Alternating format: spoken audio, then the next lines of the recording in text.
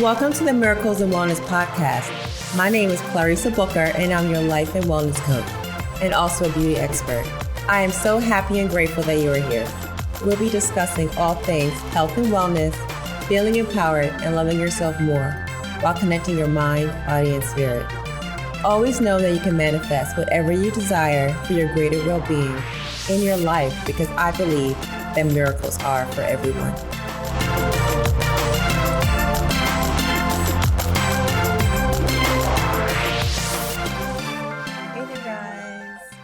Monday.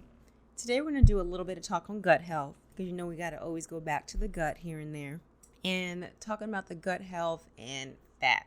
So there's supposed to be a balance, right, with the way that we handle fat in our diet, and everything is fat in it, so it's not like all fat is bad. It's just depending on back to the quality of what we're eating. Okay, so even plants have fat.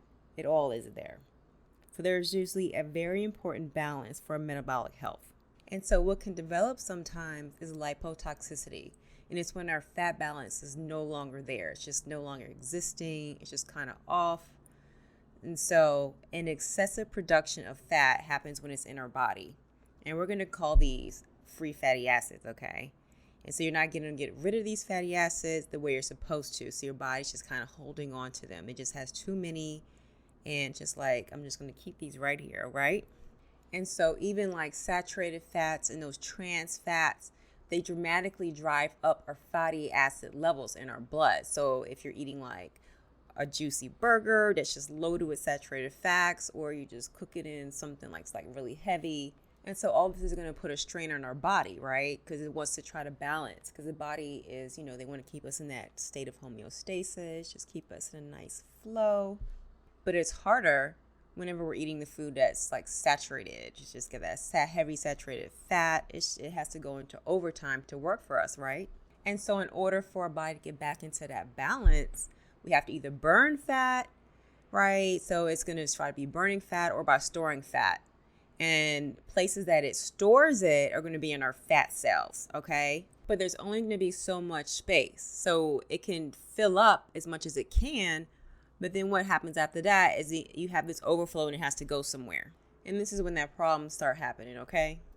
So it might go into muscle, your liver, pancreas, heart, kidneys. Because now that your fat cells are filled up, it has to go somewhere. So it has to live. So it's going to go into one of these other areas. Then that becomes a problem for us, because it's not supposed to be there. And then there winds up forming dysfunction throughout our body and the cells.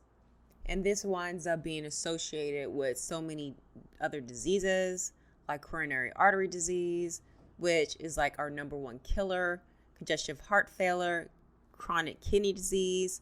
I mean, your body is just trying to protect you, but it only can do so much. That's why we got to take care of it, okay? So if you're trying to maintain your blood sugar, you need healthy muscles, liver, and a pancreas, right? And so as I was saying, you start jamming the fat into those areas, and it's not made for that, then you start having some issues, right? Because you're jamming in fat into those pancreatic cells, and which it releases insulin, and it's not able to do that as well as it's supposed to. So all these areas wind up getting overwhelmed with all this excess fatty acids from what we're eating, okay?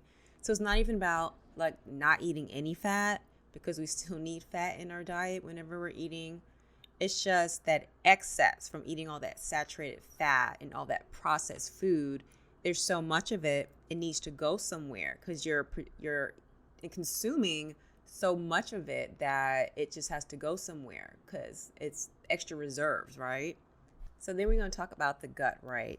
Because it comes back to the gut microbes and the balance there, and how it affects the fat within our body, because you're consuming the saturated fat.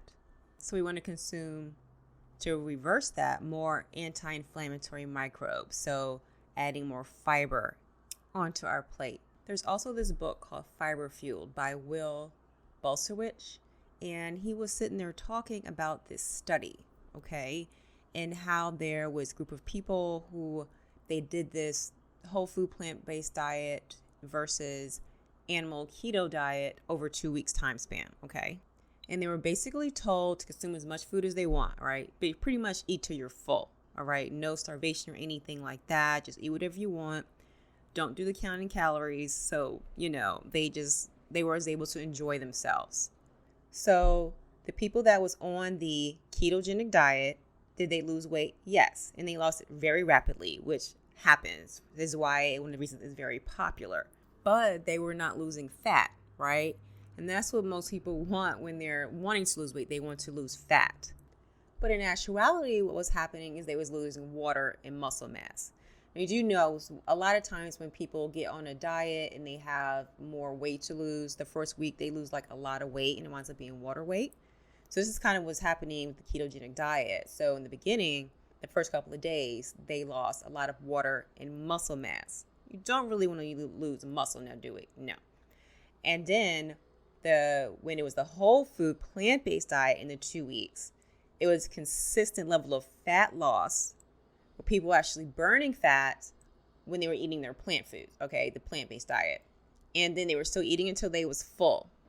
So even without counting calories, they had automatically less calories because when you were eating whole foods and plant-based, it's nutrient dense and it's automatically low in calories. And then you have all the wonderful benefits of it, okay?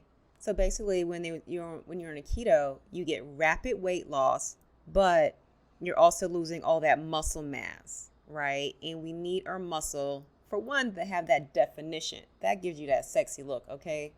Ladies, look, it's the muscle. So lift your weights. Do what you got to do with that.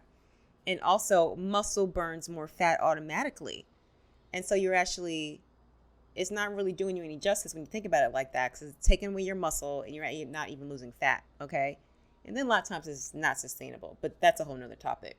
And then a lot of times the keto, people are promoted to eat fat, right? And saturated fat is what clogs your arteries and causes a lot of these health conditions.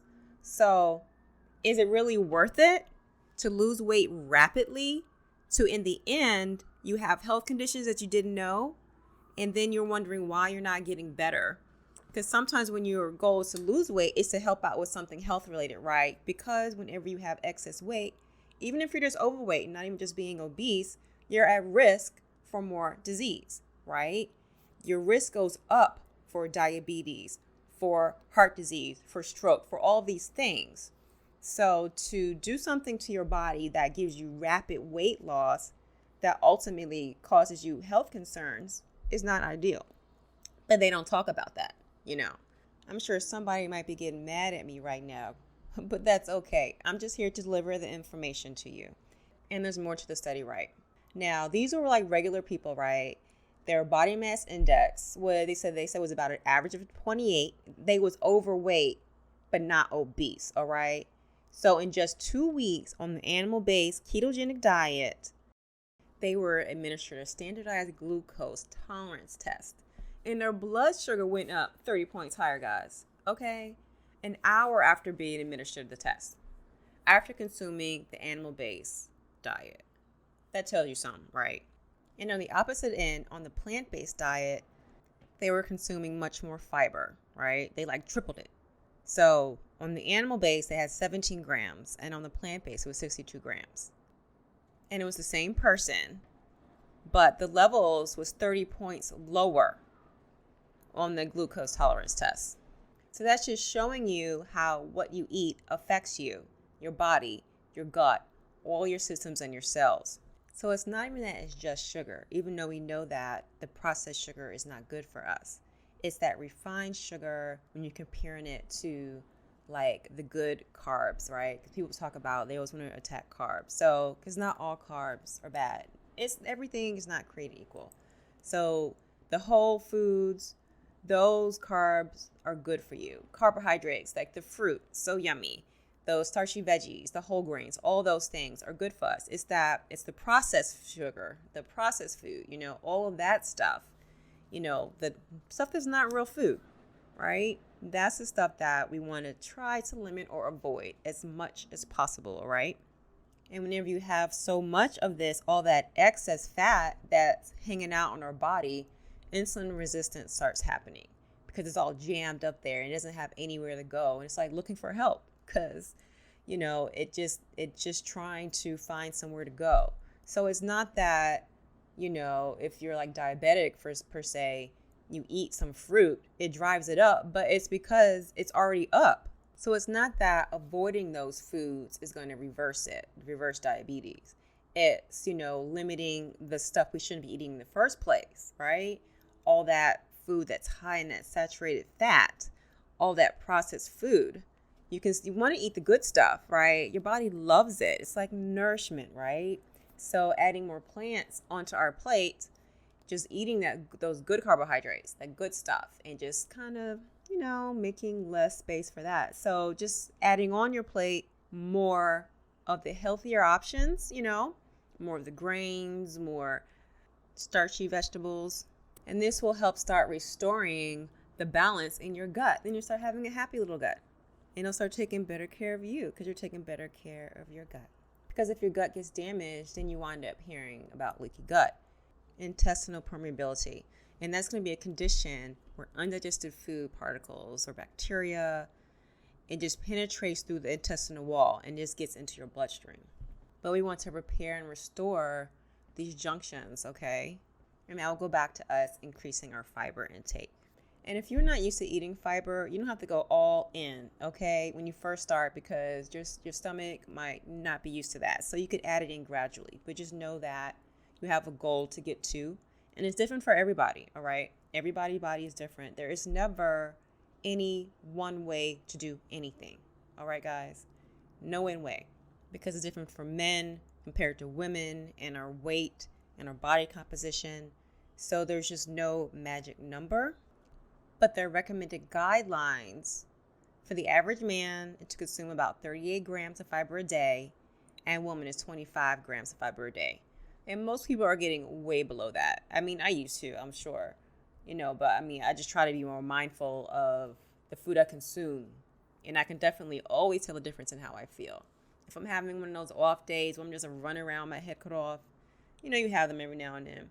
I try to plan my schedule better, but sometimes it gets the best of us. I can always tell a difference, depending on like what I'm eating, how I'm fueling my body, right? And you will, even if you give yourself a week or two, you will definitely tell a difference, and you will be so grateful for it.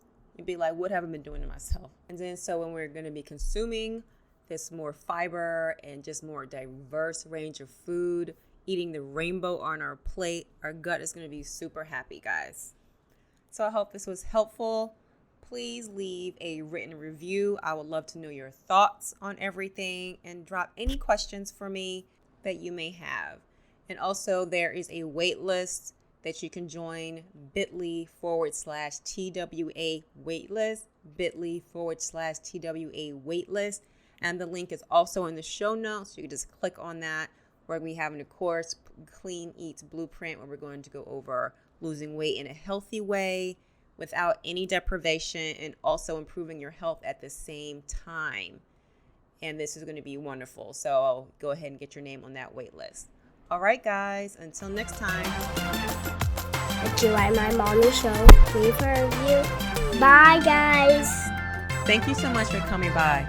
And don't forget to subscribe and leave a written review. Until next time, love and light.